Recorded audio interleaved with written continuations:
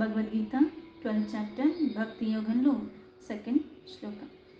శ్రీ భగవానువాచ మయ్యావేశ్య మనోయే మాం నిత్యయుక్తా ఉపాసతే శ్రద్ధయా పరయోపేతాః తే మే యుక్తతమా మతాః. ఇంతకుముందు అర్జునుడు అడిగిన దానికి సాకార రూపంలో కొలిచే భక్తుల, నిరాకార ఉపాసక చేసే ఆ వాళ్ళ శ్రేష్ఠుల, ఇద్దరిలో ఎవరు శ్రేష్ఠుడు? దానికి సమాధానంగా శ్రీకృష్ణుడు ఇలా చెప్తున్నాడు. మయ్య వేశ్య అంటే మయ, నాయందు ఆవేశ్య అంటే నిమగ్నమైన వాడు. అటు సాకార కానీ నిరాకార కానీ ఏదైనా సరే అది పరమాత్మ అన్న భావనతో ఎప్పుడూ అందులోనే లీనమైపోయేవాడు. మయ్య ఆవేశ్య అంటే మనస్సు ఎప్పుడు కూడా చంచలత్వం లేకుండా ఏకాగ్రంగా, ఆ ఏకాగ్ర చిత్తము అంటారు.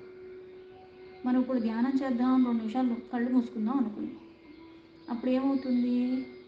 అప్పుడే ఏవేవో గుర్తొస్తూ ఉంటాయి. ఎప్పుడెప్పుడో గుర్తొస్తాయి. స్థిరంగా అంటే కూర్చోటం ఒక దగ్గర కూర్చున్నాం కానీ అప్పుడే కాళ్ళు తిమ్మిర్లెత్తున్నట్టు, ఏదో నడుళ్ళు లాగుతున్నట్టు, కూర్చోబుద్ధి కాదు, ఇంకోటి ఏదో చల్లగా తగులుతున్నట్టు, ఇవన్నీ వెధవాలోచనలు వస్తూ ఉంటాయి. ఎందుకు? ఏకాగ్రత లేని కారణంగా. ఎలా అయితే చిన్నపిల్లలకు పుస్తకం పట్టుకోమని నిద్ర వస్తుంది, ఆ పుస్తకం తీసేస్తే ఏ టీవీయో ఇంకోటి ఏదో చూడు అని చెప్తే ఏమవుతుంది? గంటలైనా కూర్చుంటారు. ఎందుకంటే శ్రద్ధ దాని మీద ఉంది, దీని మీద లేదు. కానీ ఇక్కడ ఎప్పుడూ పరమాత్మ యందే నిమగ్నే అంటే మనసంతా కూడా పరమాత్మ మీద. అందుకే ఇక్కడ మయ్యావేశ్య మనో ఏమాం. మనో అంటే మనస్సు, అంటే ఆ పరమాత్మ యందే ప్రీతితో ఏకాగ్రతతో ఆ మనస్సంతా పరమాత్మయే నిండిపోవటం.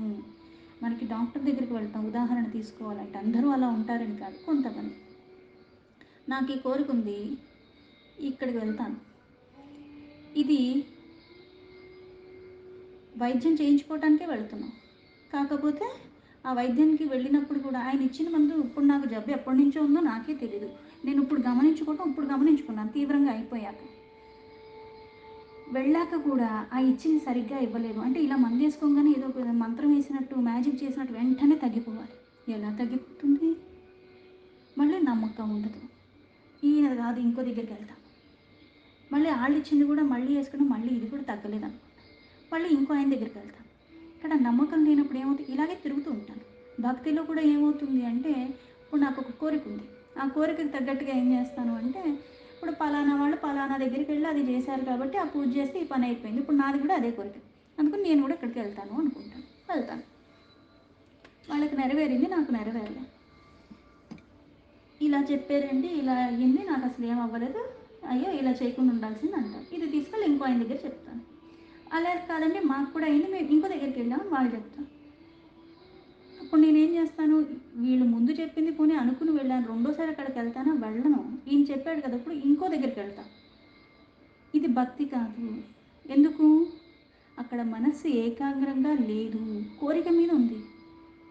ఆ భక్తి పరమాత్మ మీద ఉంటే అప్పుడు కోరికున్నా సరే కొలిచేవాడిని అదే విధానంగా ఇంకొకసారి అలానే కొలుస్తూ ఉంటాను తప్పితే, నా ఏకాగ్రత స్థిరత్వం లేకుండా ఇక్కడొకసారి అక్కడొకసారి అంట నేను వెళ్ళను. కానీ ఇక్కడ నా యందే ఆ మనస్సు అన్నది లీనమై ఉండి అలా ఎవరైతే ఉంటారో, అందుకే ఏమా నన్నే నిత్యము నిరంతర మనసంతా నా మీదే ఉంటుంది. అలా ఉండి నిత్యయుక్త ఉపాసతే. నిత్యయుక్త ఎప్పుడు, నిత్యము, నిరంతరము నా ధ్యాసలోనే నా ధ్యానాదులలోనే లీనమైపోయి ఉంటాడు.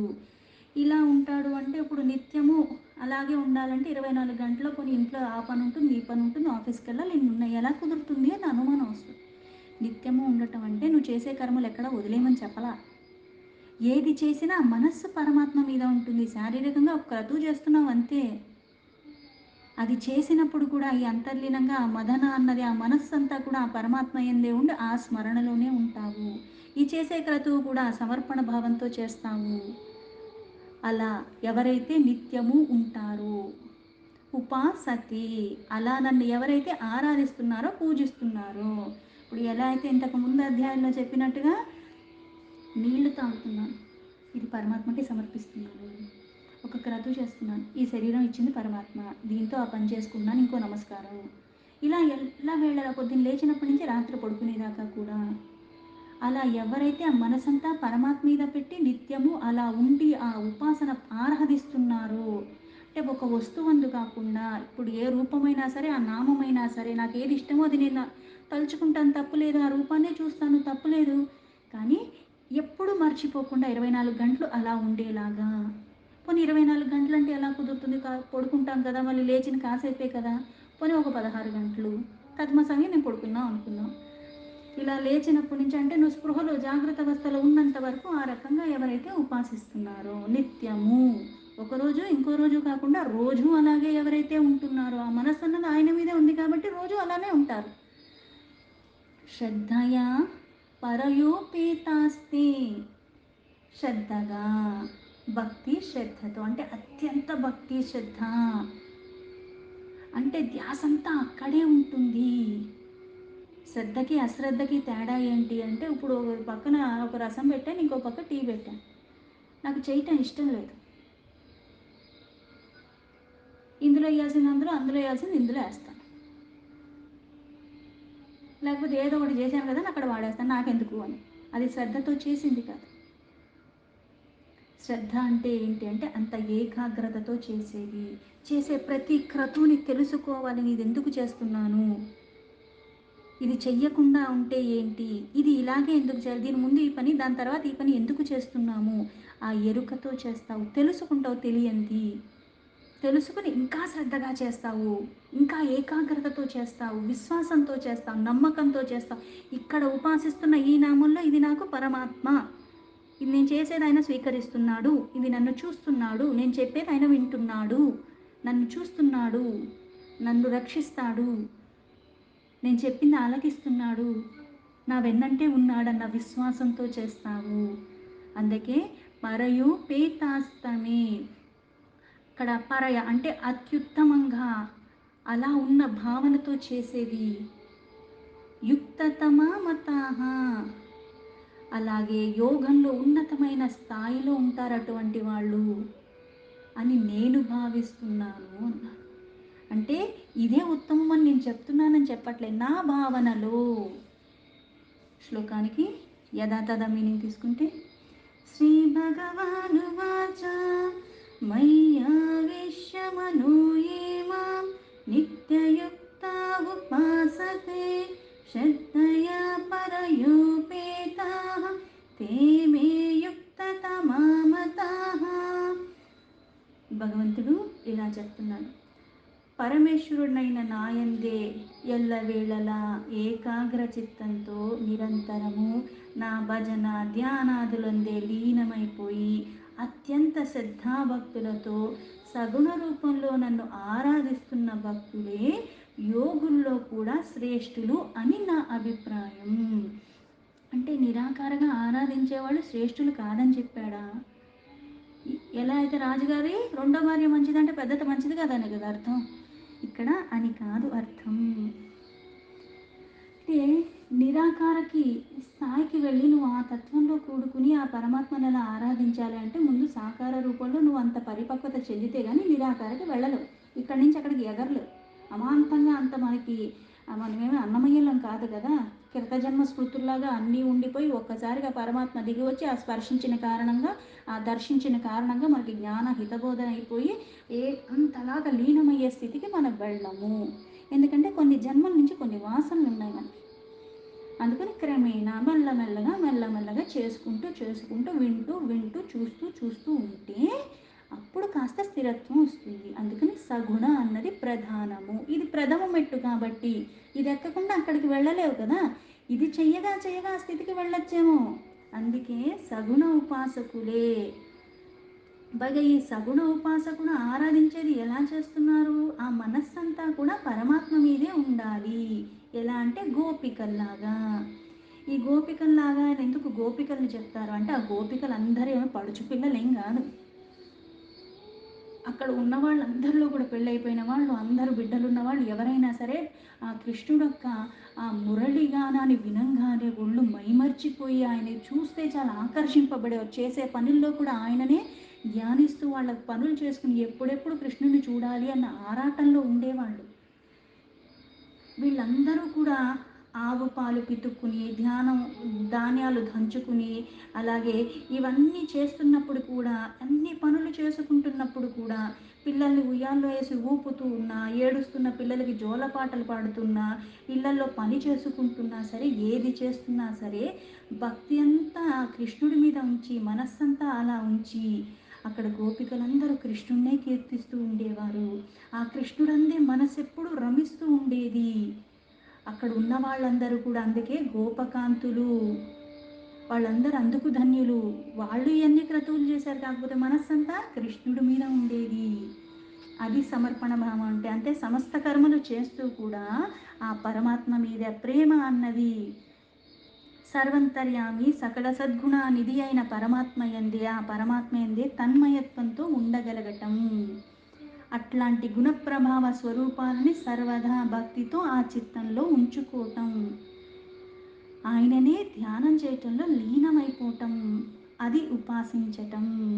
అత్యంత శ్రద్ధ అంటే మళ్ళీ అక్కడ ఆయన అవతారాలు ఎందు కానీ, ఆయన పలుకులు ఎందు కానీ, ప్రతి దాని ఎందు ఆ లీల గుణ వైభవాలన్నిటినీ కూడా అక్కడ చూసేదాని మీద గౌరవంతో, విన్నదాని మీద నమ్మకంతో. ఇప్పుడు పురాణ ఇతిహాసాలు ఇవన్నీ చదువుతున్నాం. ఇప్పుడు అంతెందుకు, కొన్ని కూడా వైద్యాలు ఇవన్నీ కూడా ఇప్పుడు ఏమన్నా చేసి ఇప్పుడు చెప్పారా, వాళ్ళైనా పుస్తకాలే కదా, పలానా సంవత్సరంలో ఎప్పుడో రాసింది అక్కడి నుంచి కొనసాగుతూనే వస్తుంది. న్యూటన్ యాపిల్ పడిపోయినప్పుడు అది గ్రావిటీ కనిపెట్టాడు, నువ్వు చూసావా? నువ్వెందుకు నమ్ముతున్నావు? అంటే ఇప్పుడు అలా చేస్తే అది గ్రావిటీ కాబట్టి నీకు ఇప్పుడు కొన్ని తెలుస్తున్నాయి కాబట్టి ఇప్పుడు నీకు విశ్వాసం కలిగింది. అప్పుడు ఎవరికైనా కలిగిందా? అయినా అది నమ్మారు కదా. మరి వీటి మీద ఎందుకు అనుమానం వస్తుంది? ఇక్కడ కూడా చాలా సులభతరంగానే చెప్పాడు కదా. నీకు తెలిసింది అర్థం చేసుకో, తెలియంది లేదు అని అనకు.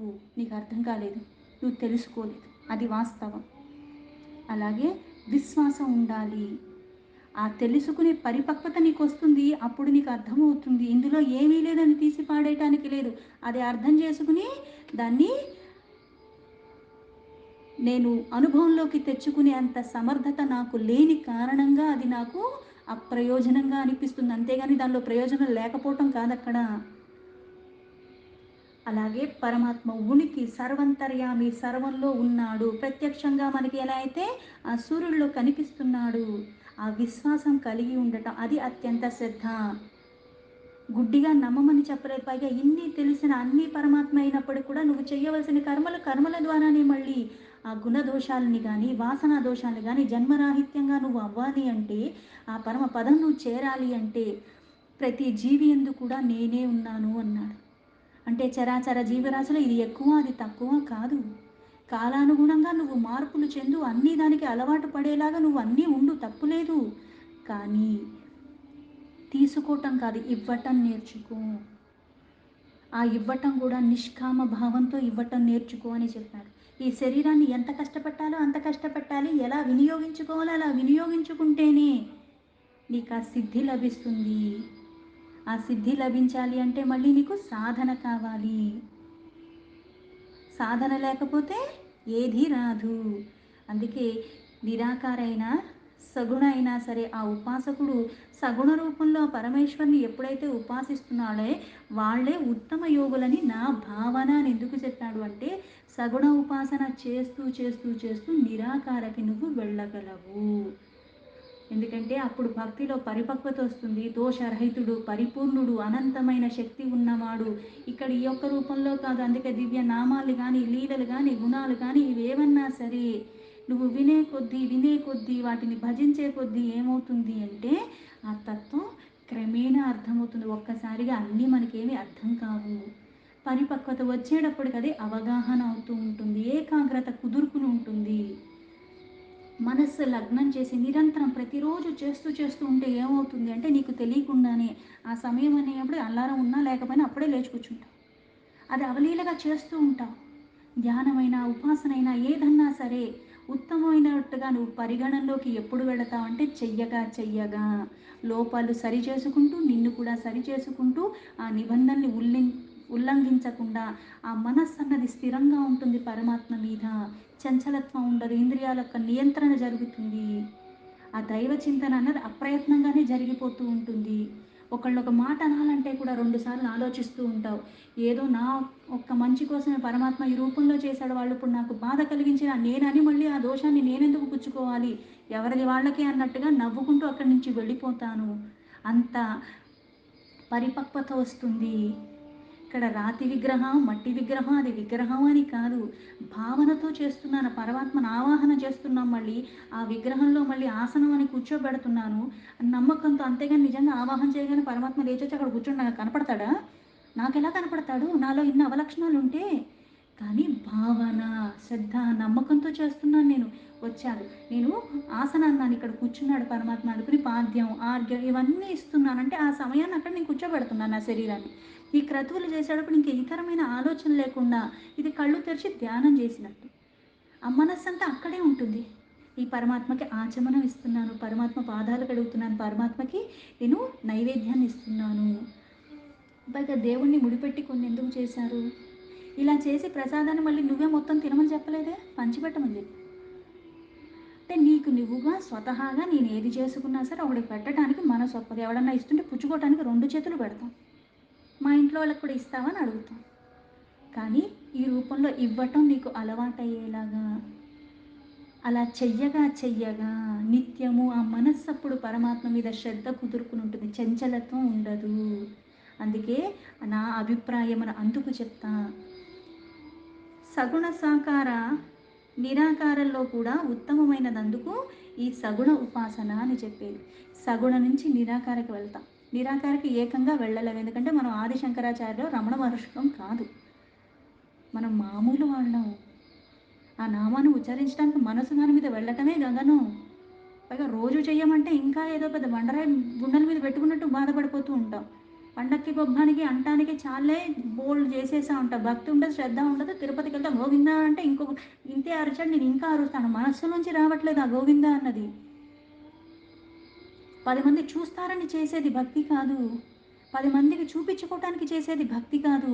నువ్వు చేసేది ప్రతీదీ కూడా అక్కడ పరమాత్మ చూస్తున్నాడన్న ఎరుకలో చెయ్యి. ఆ ధ్యాస అక్కడ పెట్టు.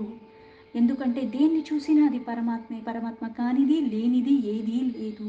అందుకే సగుణ ఉపాసన అన్నది, ఆ ఉపాసన అన్నది శ్రేష్టమని నా అభిప్రాయం. అంతేగాని ఇలానే చేయాలని చెప్పట్లా.